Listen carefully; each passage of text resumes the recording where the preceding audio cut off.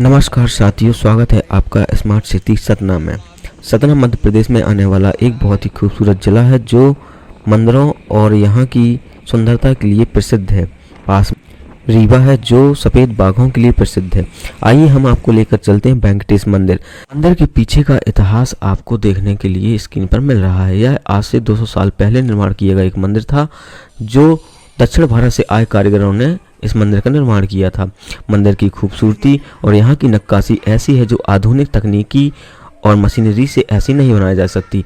एक एक पिलर, एक एक स्तंभ को बहुत बारीकी से डिजाइन किया गया है। ऐसी कारीगरी सिर्फ हमारे भारत देश में ही देखने को मिलती है। अगर आपको भी ऐसी सुंदरता का अनुभव लेना है तो आप एक बार इस वेंकटेश मंदिर में घूमने जरूर आइए। मंदिर की सुंदरता को बहुत ही बारीकी से डिजाइन किया गया है। एक स्तंभ इस प्रकार से चिपके हुए हैं जो आज तो असंभव ही है। बहुत ही डिजाइन से इस मंदिर का निर्माण एक भूल भुलैया की तरह बना गया है। मैं भी वहाँ बहुत ज़्यादा कंफ्यूज हो गया था। मैंने आसपास के क्षेत्र में ताका झाकी करके देखा कि आखिर इस मंदिर में ऐसा क्या रहस्य है। यह अगर आप अकेले में अंधेरे में जाएंगे तो भूतिया टाइप का भी लग सकता है, तो यहाँ डरने की संभावना ज़्यादा है। लेकिन आप इसकी सुंदरता देखने के लिए एक बार इस मंदिर में ज़रूर आएँ। हम आपको और स्थान पर लेकर चलते हैं जहाँ पर विराजमान है भगवान औगलेतेश्वर बुद्ध की हीनयान और महायान की निकली हुई शाखा से निकली मूर्तियाँ। आइए हम उन मूर्तियों को देखते हैं जो भगवान औगलेतेश्वर बुद्ध की मूर्तियों से निर्मित है। इस हीनयान और महायान शाखा से जो आज का हिंदुज़म है वह जन्मा हुआ है। बहुत सारे लोगों को यह मतभेद रहता है कि हिंदुज़म और बुद्धिज़्म में कौन सा धर्म पुराना है और इसका नाम सनातन दिया जाता है।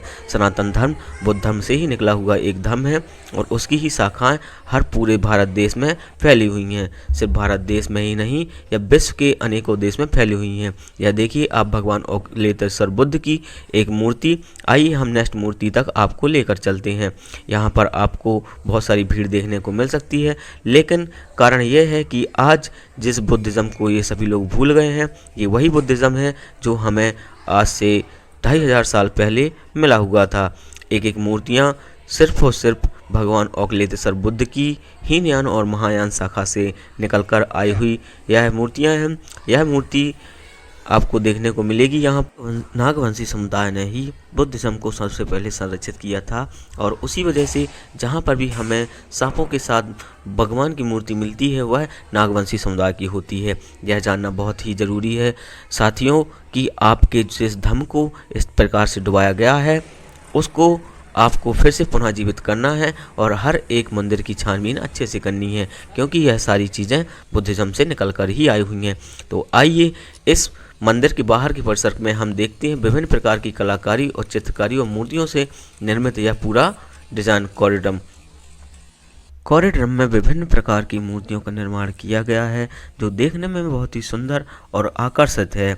21वीं सदी के लोग कहीं हमारी पुरानी चीज़ों को भूल ना जाएं, इसीलिए हमारी सरकार नए प्रकार से इन सभी चित्रकारी और कलाकारी को दिखाने में लगी हुई है। सतना में बहुत सारे लोग इस फेमस मंदिर को देखने के लिए आते हैं और इस परिसर का आनंद भी लेते हैं। परिसर की सुंदरता का ख्याल रखते हुए पास में एक छोटा सा पार्क भी बनाया गया है। लेकिन पहले हम आपको यहाँ की कलाकृति से निर्मित उन मूर्तियों को दिखाएंगे जो यहाँ की सुंदरता को बढ़ाने के लिए प्रसिद्ध हैं। यह देखिए एक और सुंदर मूर्ति। आइए हम नेक्स्ट मूर्ति की तरफ आपको लेकर चलते हैं जिसे नरसिंह का अवतार कहा जाता है। यह मूर्ति बहुत ही सुंदर और यहाँ का कॉरिडोर और भी ज़्यादा सुंदर है, लेकिन इसका अनुभव आप तभी लेंगे जब आप यहाँ पर आ सकेंगे। इसके चारों साइड 9 मूर्तियाँ लगाई गई हैं और 9 मूर्तियों में बीच में एक छोटा सा तालाब भी है जो यहाँ की सुंदरता को और ज़्यादा बढ़ा रहा है। एक सामने आप वेंकटेश लोक की मूर्ति देख रहे हैं जिसके पीछे सर्प लगा हुआ है और मैंने आपको पहले ही बताया है जो नागवंशी समुदाय था बुद्धिज़्म से निकला हुआ, उन्होंने ही सबसे पहले इस धर्म को हीनयान और महायान शाखा से जोड़ा है। आइए इस परिसर की सभी मूर्तियों को हम आपको एक एक करके दिखाएंगे। यह मूर्ति भी अपने आप में एक अच्छी कलाकृति की प्रदर्शक है। इस मूर्ति में यह धनुष बाण दिखाते हुए जो आदिवासी समुदाय के लोग थे उसको यहाँ पर दिखाया गया है। आइए हम आपको यहाँ की चित्रकारी जो इस दीवार पर बनाई गई है वह दिखाते हैं। तो देखिए यहाँ के लोगों ने किस प्रकार से पूरी दीवार को डिज़ाइन किया है। बहुत ही सुंदर कलाकृति है, लेकिन इसका अनुभव तभी मिलेगा जब आप यहाँ पर आएंगे। इस पूरे कॉरिडोर में सबसे ज़्यादा सुंदर जो इस तालाब के अंदर बनाई गई मूर्ति है, यह मूर्ति है।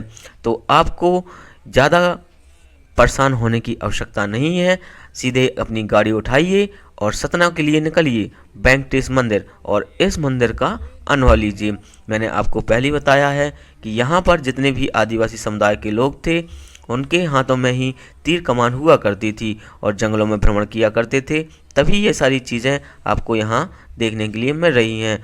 और यह मूर्ति अपने उस दृश्य को दिखा रही है जो एक आनंद की अनुभूति को प्रदान करती है, और इस दीवारों पर बनी चित्रकारी ही अपने आप में एक सुंदरता का अनुभव कराती है। तो आइए आगे हम चलते हैं नेक्स्ट मूर्ति की तरफ, जो कि अपने आप में एक शांति स्वरूप के रूप में दिखाई जाती है। यह भगवान बुद्ध की मूर्ति है जो एशिया ही नहीं पूरे विश्व में प्रसिद्ध है। पूरे विश्व को शांति का संदेश देने वाले भगवान गौतम बुद्ध की मूर्ति है। भारत की पहचान अगर है तो वह बुद्धिज़्म से ही है। अगर पूरा एशिया भारत की तरफ सम्मान की दृष्टि से देखता है तो बुद्ध की वजह से।